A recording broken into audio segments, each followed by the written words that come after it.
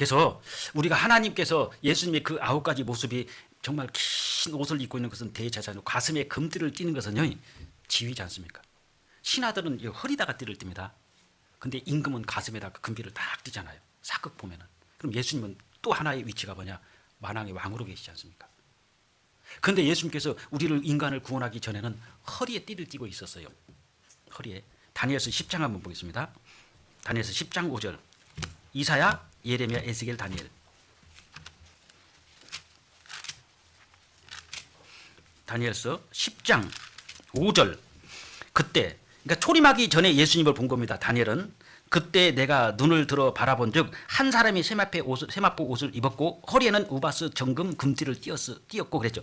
허리에다가 금띠를 띄고 있죠. 이게 인간을 구원하는 일을 초림하시기 전에 다니엘은 예수님을 본 겁니다. 그때는 인간을 구원하는 일을 완성하지 않았기 때문에 허리에다 띠를 띈다는 것은 뭐냐? 일꾼으로서 일하는 모습이잖아요. 근데 지금 천상에 계신 예수님은 허리에 띠가 아니라 그 띠가 가슴으로 올라가 있지 않습니까? 가슴으로 올라갔다는 게 왕으로 계신다는 거예요. 왕.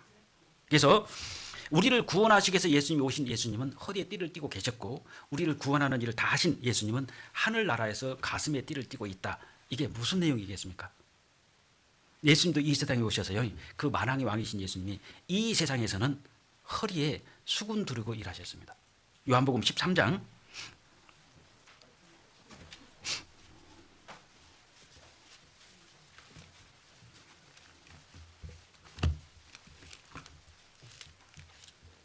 요한복음 13장 제가 읽겠습니다. 13장 4절 저녁 잡수시던 자리에서 일어나 겉옷을 벗고 수건을 가져다가 허리에 두르시고 제자들의 발을 다 씻겨주셨잖아요. 그러니까 예수님이 이 세상에서 부활 승천하기 전에는 허리에 띠를 띠고 허리에 수건을 두르시고 일을 하셨습니다. 종으로서 일을 하셨다는 거예요. 그리고 이제 승천하셔서는 가슴에 띠를 띠고 있지 않습니까? 그럼 여기서 우리가 배울 수 있는 게 뭐냐? 우리는 이 세상에 살아있는 동안에는 허리에 띠를 띠고 있어야 됩니다. 허리에 띠고 일을 하셔야 돼요. 그러니까 일꾼이 돼야 되는 겁니다. 구경꾼이나 회방꾼이 아니고 허리에 띠를 띠고 일해야 되는데 시간이 가면 갈수록 특징이 나타납니다. 허리끈 다 풀어요. 일을 안 하려고 그래요. 자꾸 허리끈 풀어집니다. 허리끈 푸니까 어떻게 되죠? 허리끈 푸는 순간에 일 못합니다. 심지어는 이런 사람들 허리끈을 풀어가지고 자기가 올려버립니다. 가슴에다가 딱 띠를 올려놔요. 이게 문제잖아요. 그러니까 이런 분들이 교회에 나오면 문제가 심각해집니다. 허리끈을 풀어버린다든지 아니면 풀어가지고 자기가 올려버린다든지 그런 문제가 무슨 문제가 생기냐? 허리끈 풀으면 일 안 해요. 교회가 정체됩니다. 허리끈 풀어서 자기가 올려버리죠. 자칭 자기가 왕이 되는 겁니다. 그럼 하나님은 살짝이 피해 주셔요. 이게 굉장히 위험한 겁니다. 사사기 맨 끝장 끝절 사사기 맨 끝장 21장 25절입니다.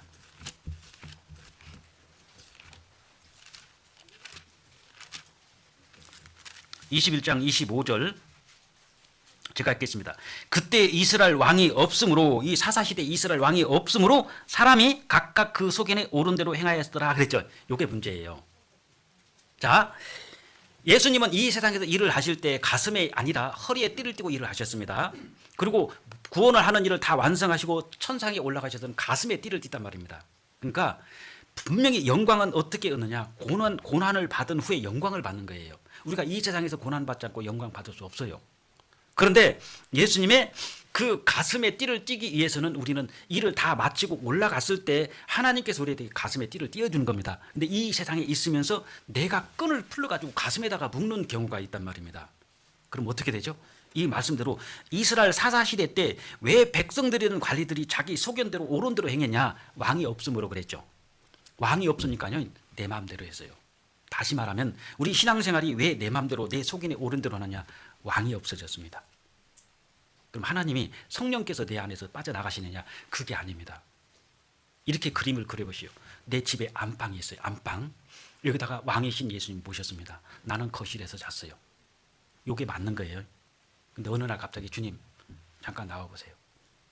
왜 자꾸 주님은 안방에만 주무십니까? 왜 우리는 꼭 왜 거실에만 자야 돼요? 오늘부터 주님 거실에서 주무세요. 그리고 오늘부터 우리가 안방 들어가랍니다. 이게 뭐냐면 임금을 빼내는 거잖아요. 우리가 그 자리로 들어가죠. 그 안에 들어가 봐요. 임금 없어요. 이스라엘 사사시대에 임금이 없으니까 자기 소견에 옳은 대로 행했죠. 엉망돼 버렸습니다. 왕이 없으니까 그랬어요.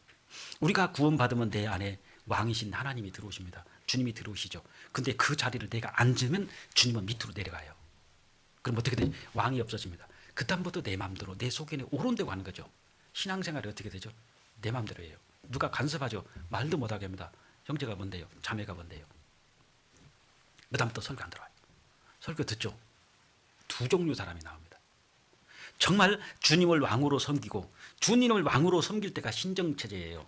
그때가 이스라엘 민족이 제일 안전했습니다. 근데 하나님 물러가시오. 인간을 왕으로 세우는 그날부터 이스라엘은 군주정치로 바뀌어집니다. 그때 하나님 그랬어요. 너희가 나를 버렸다. 내가 너희를 벗은 게 아니라 너희가 나를 버렸다. 결국은 그래서 이스라엘이 망합니다. 왕을 쫓아냈어요. 그럼 인간을 왕을 세워놨죠. 우리 구원받고 신앙생활이 예수님을 밑으로 주님 죄송한데 그 자리에서 내려오세요. 저 밑에 앉아 계세요. 제가 올라가랍니다. 왕이 없어졌죠. 내 소견에 오른 대로 살아요. 그럼 어떻게 되죠? 두 종류가 나옵니다. 이것만 보고 마치겠습니다. 사도행전 2장. 이게 굉장히 위험한 거예요. 사도행전 2장 신약성경 37절 38절. 저희가 이 말을 듣고 마음에 찔려 베드로가 설교를 하니까 말씀을 들어보니까 너무나 마음이 찔려요. 이게 뭐죠? 진짜 말하자면 약발이 선다 이 소리입니다. 우리가 말씀 들을 때 마음이 찔려야 돼요. 마음이 찔려가지고 저 말씀 꼭 나한테 하는 말씀인데 막 얼굴이 화끈거리고 때로는 막 눈물도 툭툭 떨어지고 그게 마음이 찔린 겁니다. 마음에 찔려 뭐라고 그랬냐? 베드로와 다른 사도들에게 물어 가로되 형제들아 우리가 어찌할꼬? 이게 뭐죠? 그럼 어떻게 해야 돼요? 이게 회개입니다. 어찌할꼬? 그러니까 38절에 베드로가 가로되 너희가 회개하여 각각 예수 그리스도의 이름으로 세례를 받고 제사함을 얻으라. 그리하면 성령을 선물로 받으리니. 그때 41절 그 말을 받는 사람들은 세례를 받음에 이 나라의 제자의 수가 3천이나 더하더라. 3,000명 구원받죠. 이게 이 뜻이에요. 우리가 구원을 받으면은 말씀을 들을 때 마음에 찔려. 제가 저희 어머니를 전도할 때 처음엔 전도 안 했어요. 왜 안 했냐? 제가 어렸을 때 태어나기 전에 우리 어머니는 이미 무당이었어요. 나 보니까 내가 무당의 아들이에요. 점쟁이 아들. 동네 더 걸어다니면서 엄청 창피했습니다. 뭐라고 하십니까? 점쟁이 아들이에요. 제가 점쟁이 아들. 제 이름 안 불러요. 점쟁이 아들. 무당 아들. 진짜 싫었어요. 어머니가 너무너무 싫었어요. 내가 어쩌다가 무당 집안에 태어났지? 내가 원해서 태어났습니까? 내가 정할 수 있고 내가 바꿀 수 있냐는 거예요. 우리가 그런 이 전도서 7장에 보면은 잔치집에 가는 것이 아니 초상집에 가는 것이 잔치집에 가는 것보다 나으니라 그랬고 출생하는 날보다 죽는 날이 더 낫다고 그랬죠. 출생은 내 마음대로 정할 수 없습니다. 내가 무당 집안으로 태어나고 싶어서 태어났어요. 내가 뱃속에서 나 좋은 집에 명문 집안에 가면 좋은 곳으로 부잣집에 태어나야지 내가 정할 수 있고 결정할 수 있습니까? 내가 바꿀 수 있냐고요. 나 보니까 이래요. 그런데 왜 죽는 날이 출생하는 것보다 나은지 아십니까? 죽기 전에 우리는 다 바꿀 수가 있어요. 다 정할 수가 있어요. 이 세상에서 내가 죄인으로 태어났고 지옥 가는 운명이지만 우리가 바꿀 수 있잖아요. 하나님의 자녀로 바꿀 수 있고 지옥에서 천국으로 바꿀 수 있고 영원한 생명으로 바꿀 수 있잖아요. 그러니까 어머니 뱃속에서는 내 의도대로 내 생각대로 바꿀 수도 정할 수도 없이 태어났지만 이 세상에서 다음 세계 갈 때만큼은 너는 다 바꿀 수가 있다. 천국으로 바꿀 수도 있고 하나님의 자녀로 바꿀 수도 있고 영생을 얻을 수도 있고 네 운명을 완전히 네가 바꿀 수가 있다. 그러니까 출생이 보다는 죽는 날이 더 중요한 겁니다. 근데 여기도 말씀을 들을 때 마음에 찔려 그랬죠. 제가 말씀을 들었는데 마음에 콱 찔린 거예요. 왜? 디모데전서 5장 8절 말씀에 누구든지 자기 가족 특히 자기 친족 특히 자기 가족을 돌아보지 아니하는 자들은 믿음을 배반한 자요 불신자보다 더 악한 자니라. 그 말씀 들을 때 제가 울었어요. 다른 사람 안 보이게 눈물을 툭툭 흘렸습니다. 왜? 내가 어머니 없이 아무리 어머니가 무당이지만 내가 저 어머니 없이 어떻게 태어났냐고. 이 세상에 어떻게 내가 태어났냐. 어머니 때문에 아버지 때문에. 그래도 내가 구원 받았잖냐. 근데 너는 왜 네 어머니 아버지를 이렇게 전도 안 하냐. 너는 불신자 유다보다 더 나쁜 애야. 아니 히틀러보다 더 나쁜 애야. 믿음을 배반한 자 유다잖아요. 너는 유다보다 더 나쁜 자야. 그 설교를 듣는데 너무 마음에 찔려가지고 그랬어요. 그러면서 하나님 전도하겠습니다. 제 눈 빼도 좋아요. 두 다리 잘라도 좋아요. 제 손 잘라가도 좋습니다. 그래도 부족합니까? 저하고 어머니하고 생명을 바꾸겠습니다. 바꾸겠습니다. 그 다음부터 기도가 나오는데 진짜 울면서 기도를 했어요. 살려달라고 우리 어머니만. 근데 되더라니까요. 구원받고 제가 구원받고 제일 먼저 전도한 것이 여동생입니다. 여동생 구원받고, 그 다음에 처제 구원받고, 처남댁 구원받고, 누나 구원받고, 큰 누나 구원받고, 작은 매형 구원받고, 큰 누나 애들 3명 구원받고, 작은 누나 애들 2명 구원받고, 처갓집에 그 처남댁 구원받고, 그 조카 애들 3명 구원받고, 처제 구원받고, 막 1년 안에 다 됐어요. 이제 전도할 사람이 없어요. 왼수들 빼놓고 다 받았어요. 진짜 왼수들은 안 되더라고요. 바로 밑에 이제 남동생은 진짜 어려웠어요. 남동생은 막 어머니한테 전담하면 그냥 형은 내가 가만히 안 둔다고 막 죽인다고 그러니까 죽일 테면 죽이라 내가 너한테 죽느니 뭐 왜 전도 못합니까? 결국은 다 받았습니다. 저희 이제 형제들이 이복 형제입니다. 어머니가 데려온 자식이 있고 아버지가 데려온 자식이 있는데 어머니가 데려온 자식들이 아버지하고 한 자식들이 이제 우리였는데 어머니가 데려온 딸이 있어요. 아들이 있어요. 아들 둘, 딸 하나. 아버지가 데려온 아들이 있습니다. 아들 하나. 그 외가 4명이에요. 이거는 어머니 아버지가 다 틀립니다. 그 밑에 우리가 6명이 있어요. 10명이잖아요. 전도 다 했어요. 왜 200형제라 왜 안 됩니까? 그 형은 우리 어머니가 데려온 형은요. 저는 김씨고 거기는 이씨입니다. 사이 안 좋은 게 아니라 내가 안 찾아가니까 안 좋은 거예요. 갔어요. 어머니가 데려온 딸 하나 큰 딸이에요. 지금 왕곡리에 있습니다. 구원받고 지금 있어요. 그 누나가 지금 거의 80이 다 돼갑니다. 저는 그래서 누나는 나한테 어머니야 그랬어요. 아버지 틀려요. 가서 비록 없지만은 점심 맛있는 거 오리 백숙 하나 탁 사주면서 한 5만 원, 10만 원씩 주면서 누나 용돈으로서 조금씩 밭을 갈았어요. 누나가 그러더라고. 야, 네가 목사면은 보여봐.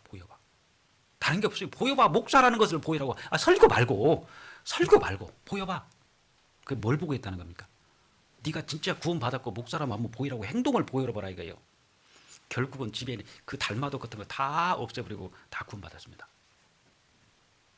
그러니까 그 누나는요 오로지 지금 기다리는 게 뭐냐, 왜 이렇게 학예수양이 안 하냐 이거예요. 지금 학예수양에 충계수양에 추계수양에 하면 내가 데려갈 사람이 너보다 많다. 그걸 그렇게 기다리고 있어요. 지금 막 아파가지고 꼼짝도 못 하더라고 집에서요. 왜 전도가 안 되냐고요. 진짜 가슴에 찔려, 내 마음에 찔려. 그럼 어찌 알고 이게 설교가 그야말로 명약이 된 거예요. 근데 이런 사람이 있으면 안 됩니다. 7장 여기만 보고 마칠게요. 7장 54절, 사도행전 7장 54절, 저희가 이 말을 듣고 마음에 찔려 저를 향하여 이를 갈거늘 스데반이 성령 충만해서 설교를 하니까 이 대제사장과 바리새인들이 55절, 스데반이 성령이 충만하여 하늘을 우러러 주목하여 하나님의 영광과 및 예수께서 하나님 우편에 서신 것을 보고 말하되 보라 하늘이 열리고 인자가 하나님 우편에 서신 것을 보노라 한데 저희가 큰 소리를 지르며 귀를 막고 일심으로 그에게 달려들어 성 밖에 내어치고 돌로 쳐 죽였죠. 자, 한번 보세요. 자, 정리하겠습니다.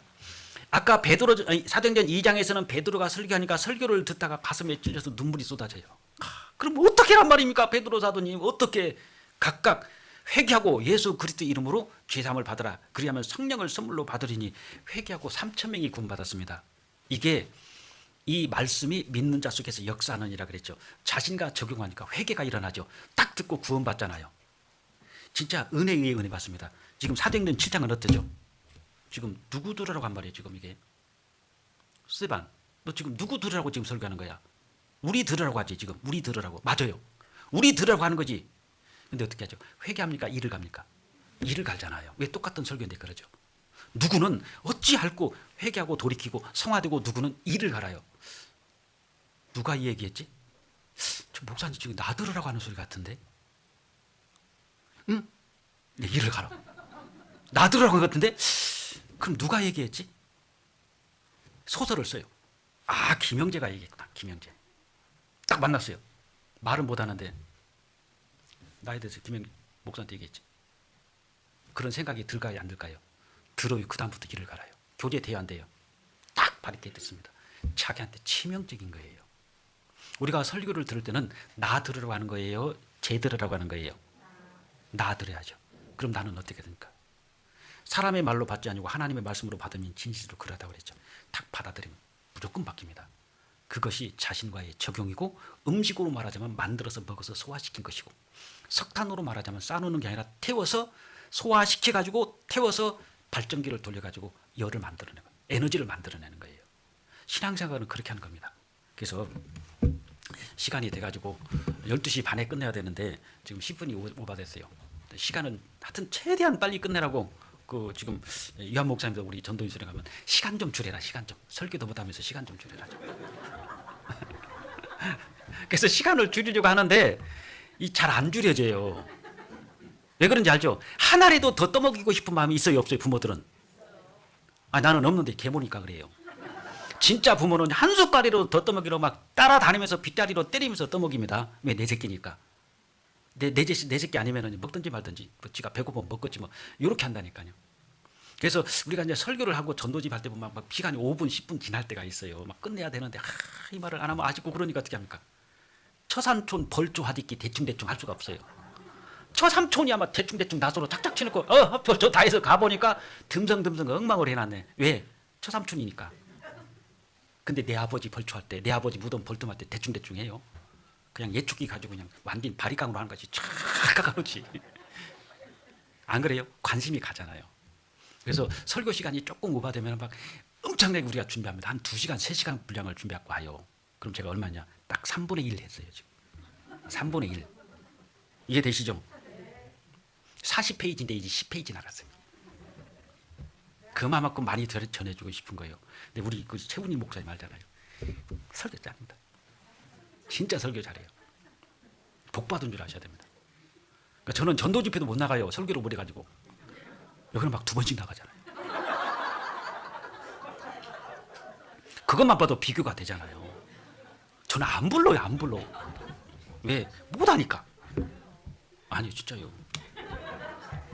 그러니까 진짜 그 설교 잘 하시는 목사님 만나면 참 복 받은 겁니다. 진짜 그냥 좋은 양식으로 탁탁 떠먹이잖아요. 얼마나 또 좀 감칠맛하게. 제가 봐요. 유튜브에 나와요. 최훈희 목사 쳐보세요. 우리 교회 자매님들이 단골이요. 내 말은 안 들어요. 내가 꼭 최훈희만 들어. 때로는 좀 얄밉더라고요. 담임 목사 거는 안 듣고 엉뚱한 목사 것만 들어요. 그래서 나 빨리 가야 되겠다. 하여튼 그 복 받은 겁니다, 여러분들이요. 예? 정말 다 말씀 못 들었는데 하나님이 오른손에 7 별을 잡았다고 그랬잖아요. 그게 7 별이 사역자입니다. 사역자. 사도 시대가 사역자 중심이었어요. 사도들을 중심으로 탁 가다가 이것이 무너지면서 교회가 무너진 겁니다. 교회는 사역자 중심으로 가주셔야 돼요. 그럼 교회가 사도 시대처럼 초대교회처럼 탁 서가는 겁니다. 그 명심하셔야 됩니다. 제가 좀 끝까지 말씀을 못 들어서 죄송합니다. 기도하겠습니다. 하나님 감사드립니다. 정말 우리 세종교회 더욱더 사랑해 주시고 우리 형제 자매님들 가족 전도를 위해서 애가 끓습니다. 그 원함 맺힌 기도를 들어주셔서 정말 꼭 구원함을 받고 저희들이 주님 오셨을 때 이 세상에 남는 가족이 없도록 도와주시기를 원합니다. 이곳에서 복음을 전하고 계시는 최훈희 목사님께 더 많은 지혜와 능력으로 갑절이나 채워주시고 또 다음 주 계속 외부에 전도 집회가 있습니다. 그때마다 주님께서 입술을 주관해 주셔서 하나님의 말씀을 담대히 전할 수 있도록 역사해 주시옵소서. 이 시간 위에 모든 일정도 주님께 의지하며 우리를 죄에서 구원해 주신 주 예수 그리스도 이름으로 기도드렸습니다. 아멘.